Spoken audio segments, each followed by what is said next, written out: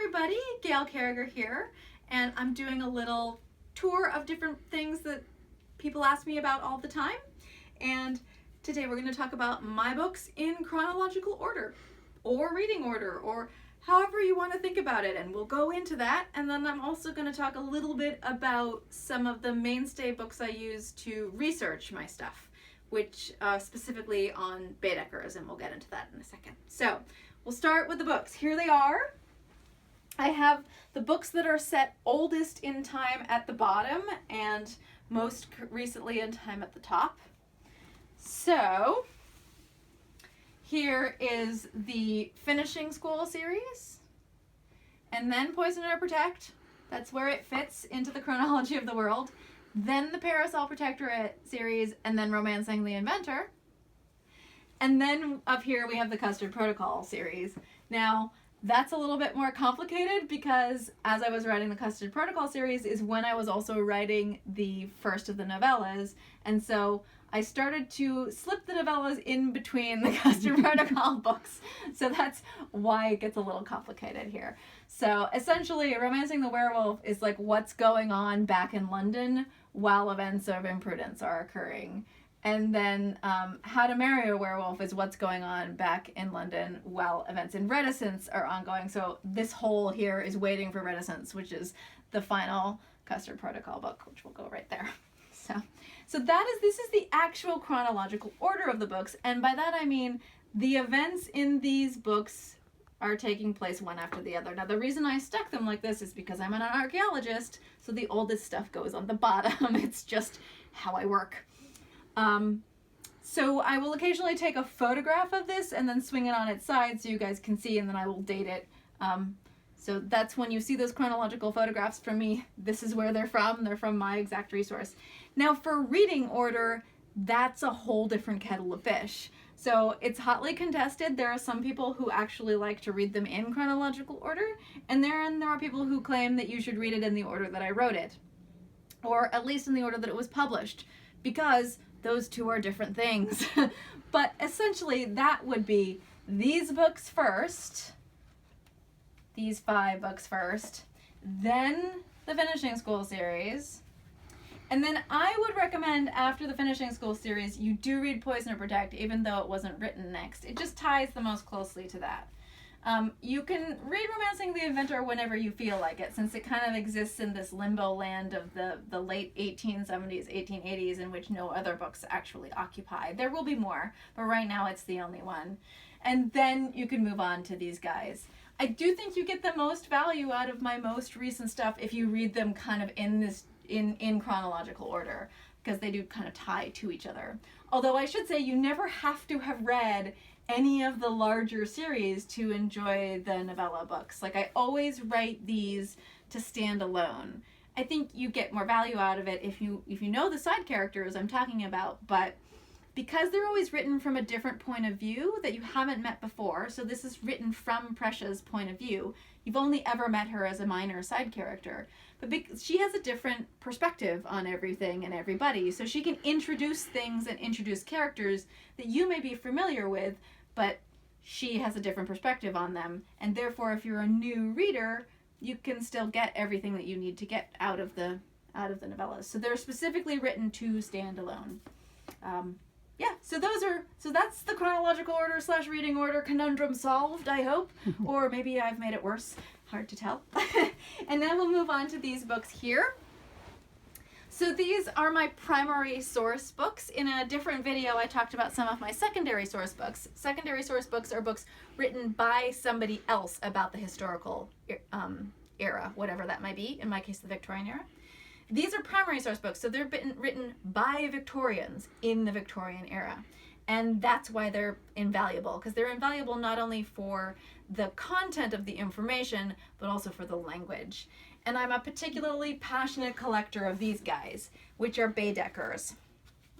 Baedekers was the name of the tourist company that put out these basically travel guides. The Victorians were big travelers. They traveled all over the world, and they used guides, much as we do today. I suppose Lonely Planet is the last survivor of those guides, but So these guides are written for somebody. This one is written for somebody going to London for the first time, and they're totally invaluable. They contain everything from the names of train stations to the names of gentlemen's clubs to maps of the local area to lists of places for currency exchange. You can see I've got like tons of little notices in here. Most of the maps, so here's one of the maps, these fold out maps for different areas. A lot of the maps from this one, from London, I've actually taken and had laminated, and I have them on my wall because I use them so often.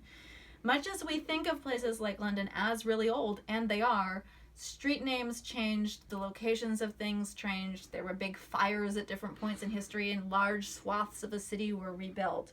So having a Baedeker's from the correct time period is really helpful, or at least from as close to the right time period as possible. This particular one is 1896. So I have I've just collected as old as I can whenever possible, and I'm always haunting old bookstores, especially when I'm traveling, looking for old Baedeker's. So this one's 1894. It's all of Britain. This one has a great map of the whole train system throughout Britain in 1894. So that's why I have them. There's a few other things kind of stuck in here as well. So these are mostly the Baedeker's, and then I have this book here, which is one of my favorite and most useful books ever, called Things a Lady Would Like to Know. It's a guide for setting up your own household for the first time.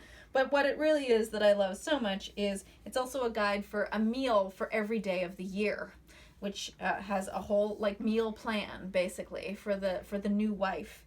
And it's just really interesting what food they had access to at different times of year. So I actually try to know not just the year that all my own books are set in, but also the time of year. So whether it's spring, summer, or fall.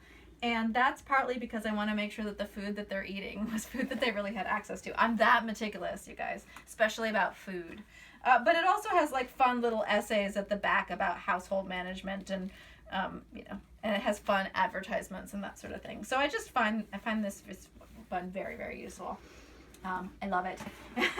If you see me post to my blog this day, Supper 1876, I'm pulling it from this book in particular. Now, Things a Lady Would Like to Know by Henry Southgate is available online. It's been scanned and processed, so you can find it. So yeah, you don't even have to buy it now. It's open. Obviously, it's not under copyright anymore, so you can find it anywhere. And then here I have just some other older primary source books that I've collected over the years. So here's my United States Baedeker's, indicating that maybe we will travel there someday. Wonder what year it is. Pause while Gail looks to 1893. So this is Mangonel's Questions, which is from the 1830s, so it's a little early in time, but this was a gift to me from a very dear friend from my archaeology days. And it's just very silly kind of supper time questions, but with their answers about science and technology and literacy and characters and history. It's just very interesting what they considered important that a young lady know. It's a companion novel for young women to learn out of. This is actually about Edwardian New York, and it's just a really cool specifically about the poor in New York during sort of the late 1890s to the turn of the century. So I have it as a possible future destination. And then we have, of course, 1,000 Miles Up the Nile by Amelia B. Edwards. Amelia is the basis for Alexia's character. So I drew on her quite a bit. And she was a sort of intrepid explorer, outrageous Victorian woman who traveled the Nile alone in the 1850s and 1860s and then wrote about it. And I love her, so I have a copy of that book. It's available in lots of forms. And yeah, just a couple of other pretty historical books that I reference quite a bit. Perhaps some are more optimistic than others. And that's it. So there it is. My books and the source of my books. I'm going to leave you guys there. Bye for now.